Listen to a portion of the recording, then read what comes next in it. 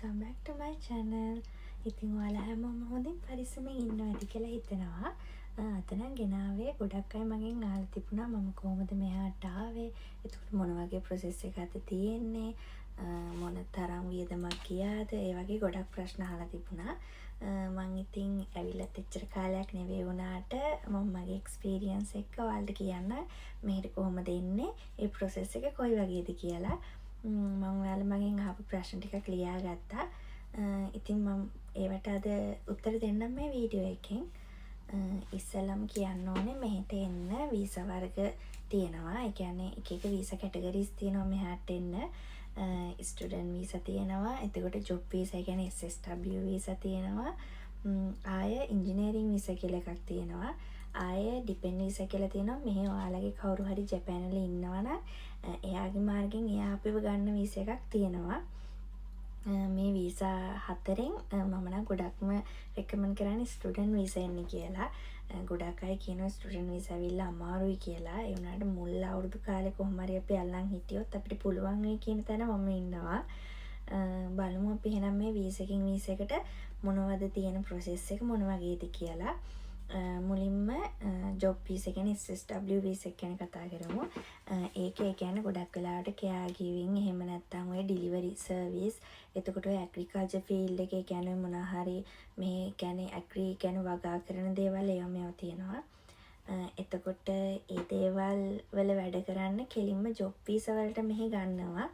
ඒත් ගොඩක් වෙලාවට එහෙදලා අපි ලංකාවේ ඒජන්සියක් බලලා එහෙදි තියෙන එක්සෑම් එහෙම කරලා තමයි එන්න ඕනේ. මං හොයලා බලපු විදියට N5 N4 මට්ටම් තියනවා නම් මෙහි ඒ කියන්නේ ජොබ් වීසා වලට ඇප්ලයි කරන්න පුළුවන්. ඉංජිනේරින් වීසා එකත් ඒ වගේම තමයි. ඒ ජොබ් වීසා වගේම කැටගරි එකක්. එතකොට ඩිපෙන්ඩ් වීසා එක නම් ඉතින් මේ කවුරු හරි ඉන්නවනනේ අපිට එන්න වෙන්නේ. එතකොට ඒ වගේ තමයි ඒ වීසා කැටගරි තුන යන්නේ.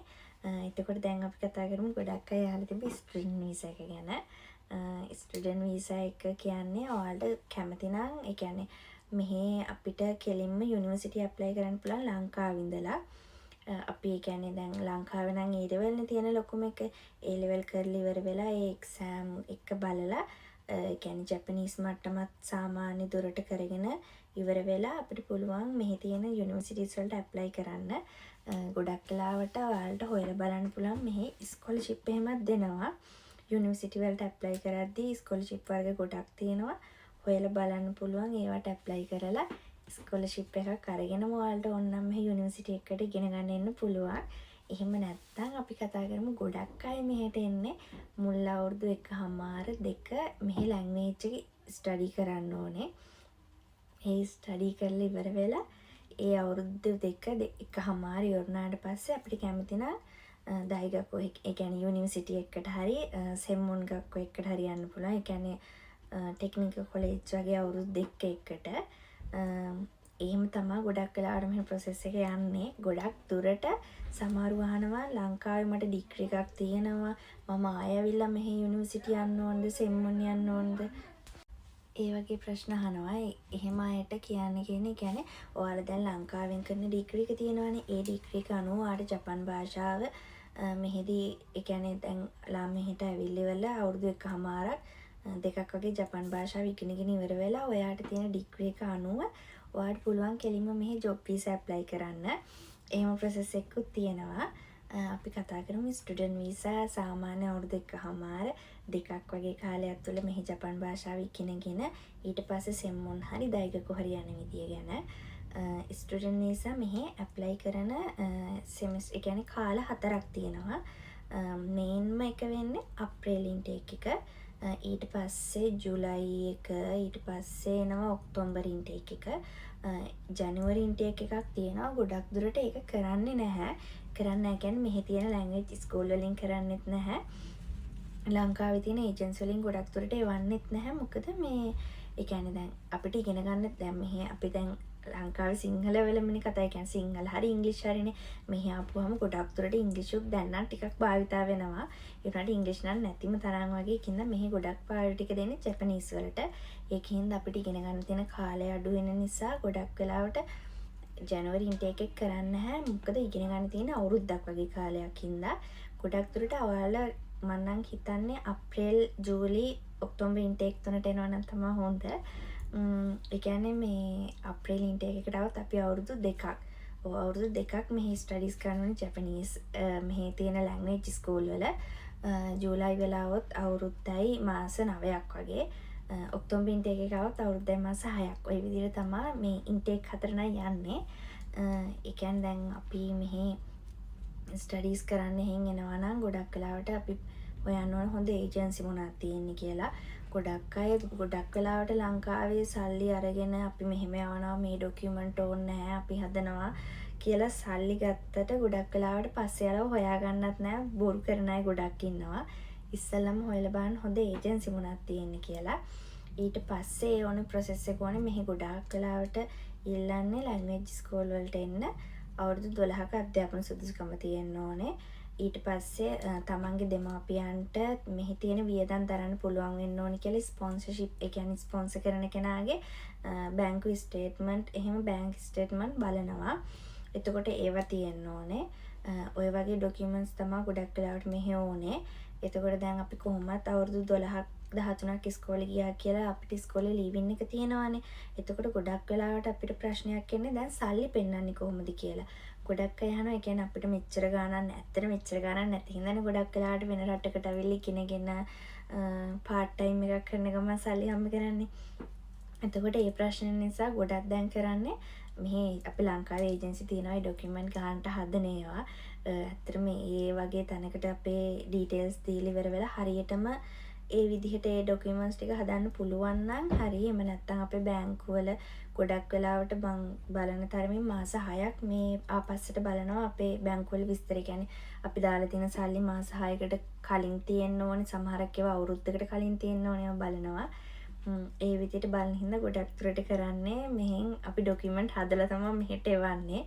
ඒවා හරියටම බලන්න ඕනේ. ගොඩක් අය විසා රිජෙක්ට් වෙන්න හේතුව ඔය මේ බැංක් ස්ටේට්මන්ට් වල ප්‍රශ්න තමයි. කියන්නේ අපි සල්ලි ඩිපොසිට් කරපු දවස්, එතකොට අපි ආයේ සල්ලි ගන්න දවස්, අවුරුදු 3කට ඩිපොසිට් දාපුවා, එහෙම ඒ වගේ ඩේට්ස් එහෙම වෙලා තියෙන දේවල් එක්ක තමයි ගොඩක් වෙලාවට වීසා රිජෙක්ට් වෙන්නේ. ඒකින්ද ඉස්සෙල්ලාම බලන්න ඕනේ හොඳ ඒජන්සි එකක් එක්ක ඒ වගේ ඩොකියුමන්ට්ස් අපිට හදාගන්න පුළුවන් තැනක් තියෙනවද කියලා. ඒත් එක්කම ගොඩක් දුරට ඒජන්සි වලින් කරනවා. දැන් අපි මෙහෙට අපිට දැන් අස්සීම් සහතිකේ අපේ බර්ත් සර්ටිෆිකේට් එක එතකොට අපිට තියෙන හැම සර්ටිෆිකේට් එකක්ම අපිට එහෙම නැත්නම් ලංකාවේ කියන්නේ සිංහල වලින් හරි ගොඩක් දුරට සිංහල වලින් තියෙන්නේ. සමහර ස්කූල් වල නම් ඉංග්‍රීසි වලිනුත් දෙනවා. ඒවා අපි ජැපනීස් වලට ට්‍රාන්ස්ලේට් කරන්න ඕනේ. ඒ වගේ ඉඳන් කරන ඒජන්සි තියෙනවා. ඒ ඒජන්සි වලට දීලා හරි නැත්නම් ඒ ට්‍රාන්ස්ලේට් කරන තැන් තියෙනවනේ. ඒ තැන් වලින් හරි අපිට කියන්නේ ට්‍රාන්ස්ලේට් කරගන්න පුළුවන් වෙන්න ඕනේ. ඒ ටික තමයි විශේෂයෙන්ම අපිට ඕන ඩොකියුමන්ට්ස් ටික. ඒ කියන්නේ ඉස්කෝලේ ලීවින් එක, එතකොට ස්පොන්සර්ගේ ඒ ඩීටේල්ස් ටික අපේ නම් ඉඳන් හැමදේම එතන ඒගොල්ලෝ බලලා හදලා දෙනවා. ඒවට ඉතින් අපිට ලොකු ගාණක් යනවා. ඒත් එක්කම තමයි ඒ ඩොකියුමන්ට් නිවැරදිව හදනවද කියලා අපිට බලලා ඒ වගේ අනිවාර්යෙන් කොපීස් තියාගන්න ඕනේ. ওই ටික තමයි විශේෂයෙන්ම කියන්න තියෙන්නේ. ආය ගොඩක් අය අහලා තිබුණා කොච්චර ගාණක් යනවද කියලා. මෙහෙම ඒක මට හරියටම ගාණ කියන්න අමාරුයි. මොකද දැන් ඒජන්සි එකකින් ඒජන්සි එකට ඒ ගාණ වෙනස් වෙනවා. ඒ කියන්නේ සමහරුන්ට ලක්ෂ 25ක් යන්න පුළුවන්, සමහරුන්ට 45ක් 30. දැන් ඉස්සරට වැඩිය ගොඩාක් දැන් ලොකු ගාණක් යනවා. ඇත්තටම මොන රටකට ගියත් දැන් ලොකු ගාණක් යන නිසා මේකටත් යම් තාක් දුරට සාමාන්‍ය පිරිවැයක් යනවා. ඒක මට හරියටම මේ ගාණ තමයි යන්නේ කියලා කියන්න අමාරුයි. හැබැයි සාමස්තයක් වශයෙන් ලක්ෂ 25ත් 45ත් අතර වගේ ගාණක් යන්න පුළුවන්. තමන් ඒ කියන්නේ දැන් අපි ඇප්ලයි කරන සිටි එක අනුව, අපි ඇප්ලයි කරන ඒජන්සි එක අනුව, අපේ තියෙන ක්වොලිෆිකේෂන් අනුව තමයි ඒ ගාණ වෙනස් වෙන්නේ. කියන්නේ ඔයාලට සල්ලි තියෙනවා නම් බැංක් ස්ටේට්මන්ට් කිසි ප්‍රශ්නයක් නැත්නම් එතන ඒව හදන්න සල්ලි ඕනි වෙන්නේ නැහැ. එතකොට සමහරු යවනවා ගොඩාක් දුෂ්කර, ඒ කියන්නේ ගොඩාක් වැඩි සැප, ඒ කියන්නේ පහසුකම් අඩු ඒ වගේ සිටිස් වලටත් යවනවා. එතකොට ඒ වගේ ස්කෝල්වල ස්කෝල් ෆීස් එකම අඩු නිසා ඒ වගේත් සාමාන්‍ය යන වියදම අඩු වෙනවා. ඒ වගේ දේවල් තමයි තියෙන්නේ. සල්ලි ගැන නම් මට හරියටම මේ ගාණ යන්නේ කියලා ඒ කියන්නේ හරියටම කියන්න අමාරුයි. ඒක ඉතින් ඒජන්සි එකකින් ඒජන්සි එකට තමන්ගේ තියෙන ක්වොලිෆිකේෂන් අනුව තමයි ඒක වෙනස් වෙන්නේ. එතකොට ওই ප්‍රොසෙස් එක තමයි ඒ කියන්නේ සල්ලි වලට ඒ හරි ගාණක් මට කියන්න අමාරුයි. ලක්ෂ 25 ඉඳන් 40 ඒ වගේ ගාණක් යන්න පුළුවන්. එතකොට ඔයාලා ඒජන්සි එකක් ඉස්සෙල්ලම බලන්න. ඒ කියන්නේ මම යන්නේ මොන ඉන්ටේක් එකකටද කියලා තීරණය කරන්න. ඊට පස්සේ මට මගේ නොලෙජ් එක තියෙනවද බලන්න. දැන් ජපනීස් නොලෙජ් එක ඕනේ ජපානට එන්න. එතකොට මං N5 මට්ටමටවත් අඩු ඉගෙනගෙන තියෙන්න ඕනේ. එතකොට ඒව කරන්න. ඔයාලා දැන් කියන්නේ කෝස් එකක්ම කරන්න ඕනේ නැහැ. YouTube වගේ තියෙනවා. දැන් ඉන්ටර්නෙට් එකෙන් ගොඩාක් දේවල් අපිට රිසර්ච් කරලා හොයාගන්න පුළුවන්. සෙල්ෆ් ස්ටඩි කරගන්න පුළුවන්. එහෙම ඉගෙන ගන්න හැම එකටම කාලඟට හරිම යන්න ඕනි කියලා නෑනේ. ඒකෙ හින්දා තනියෙන් ඉගෙන ගන්න බලන්න. ඊට පස්සේ ඒජන්සි එකක් හොයාගන්න. ඒ ඩොකියුමන්ට්ස් ටික ලෑස්ති කරගන්න. එයාලත් එක්ක කතා කරගන්න. මොන මොනවාද ඕනි කියලා. එතකොට තව කොච්චර වියදමක් යනවද? මං යන්නේ මොන පැත්තටද? ඒ කියන්නේ නගරේ ගොඩාක් ඒ කියන්නේ වියදම් වැඩි පැත්තකටද නැත්නම් වියදම් අඩු පැත්තකටද? ඒක තීරණය කරන්න හැම දෙයක්ම නෝට් ඩවුන් කරගන්න එකින් එක. ඉස්සෙල්ලාම ඔයා යන්නේ මොන ඉන්ටේක් එකකටද? එතකොට මොන පැත්තටද?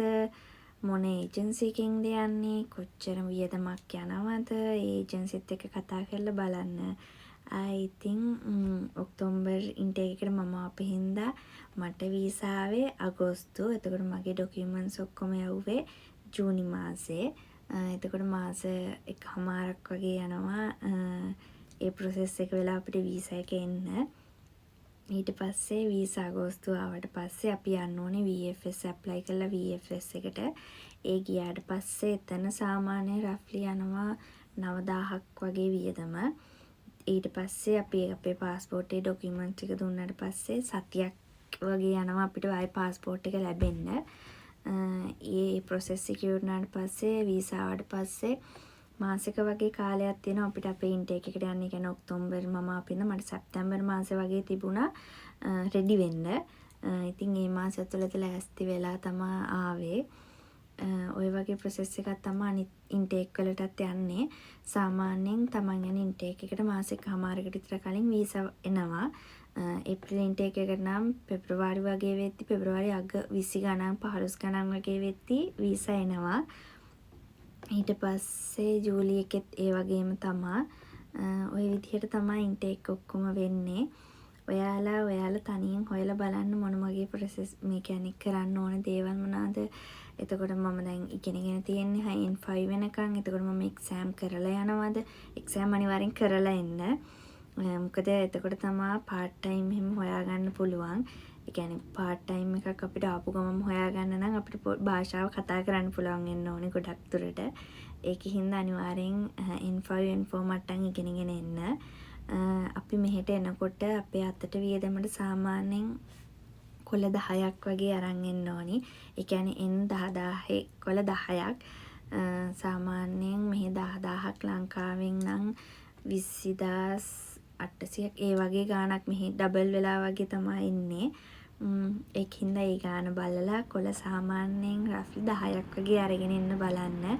මොකද දැන් අපි මෙහි ආවට පස්සේ අපිට දැන් තියෙන දේවල් එක්ක වෙනස් හින්දා දකින්න දේවල් ආසයි ගන්න හිතෙනවා. ඒ වගේ චූටි වියදමකුත් පැත්තකින් තියලා සාමාන්‍යයෙන් කොළ 10ක් විතර වියදමට අරන් ආවනම් සාමාන්‍ය මාස 2ක් විතර ජීවත් වෙන්න පුළුවන්. ඒ කියන්නේ ඔයාලා සාමාන්‍යයෙන් ඉස්කෝලේ අවුරුද්දකට ගෙවනවනේ. අවුරුද්දකට ගෙවල ඉවර වෙලා ඔයාලට පුළුවන් සාමාන්‍යයෙන් ඉස්කෝලවල හොස්ටල් තියෙනවා. හොස්ටල් එකකටම ඇප්ලයි කරන්න පුළුවන් මාස 6ක් ඉන්න පුළුවන් හොස්ටල් එක. එතකොට ඔයාලා අවුරුද්දකට ඉස්කෝලේටත් ගෙවලා මාස 6කට හොස්ටල් වලටත් ගෙවලා ඉන්න නිසා රෙන්ට් එක ගොඩක් මාස 6කට අයින් වෙන නිසා ඔයාලට සාමාන්‍ය එදිනදා කාලේ පිළින්න වියදමට ඒ කොළ 10 ඇති. ඒ ජොබ් එකක් හොයාගන්න ඕනේ. කොළ 10න් දිගටම නම් ඉන්න අමාරුයි. ඒ කියන්නේ මෙහි ලයිට් බිල් වතුර ඒ කියන්නේ ගෑස් බිල් ඒ වගේ දේවල් එන නිසා ඒවත් ගෙවන්න ඕනේ. එතකොට ෆෝන් බිල් එනවා ඒව ගෙවන්න ඕනේ. ඒක නිසා පාර්ට් ටයිම් කරන්න පුළුවන් මෙහි ඇවිල්ලා. පාර්ට් ටයිම් කරන්න පුළුවන් සතියටම පැය 28ක් වගේ. දැන් ඒ කියන්නේ සාමාන්‍යයෙන් ඉතින් දැන් නම් ටිකක් නීති තද වගේ නිසා 28 තමා කරන්න පුළුවන්. ඊට වැඩියෙන් නම් කරන එක චූටි අවදානමක් තියෙනවා. නොකරන අය ඉන්නවා. ඒ කියන්නේ කරන අයත් ඉන්නව නැත්තෙම නැහැ. පොඩි අවදානමක් තියෙනවා ඉතින්.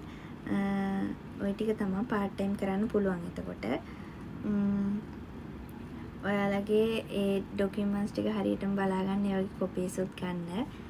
ඉතින් තව ප්‍රශ්න තියෙනවා නම් මට අනිවාර්යෙන්ම කමෙන්ට් එකක් දාන්න. මට පුළුවන් ෆ්‍රී වෙලාවක් තියෙනවා නම් අනිවාර්යෙන් වීඩියෝ එකක් කරලා දාන්නම්. එහෙනම් දිගටම මාත් එක්ක ඉන්න මේ වගේ දේවල් දැනගන්න.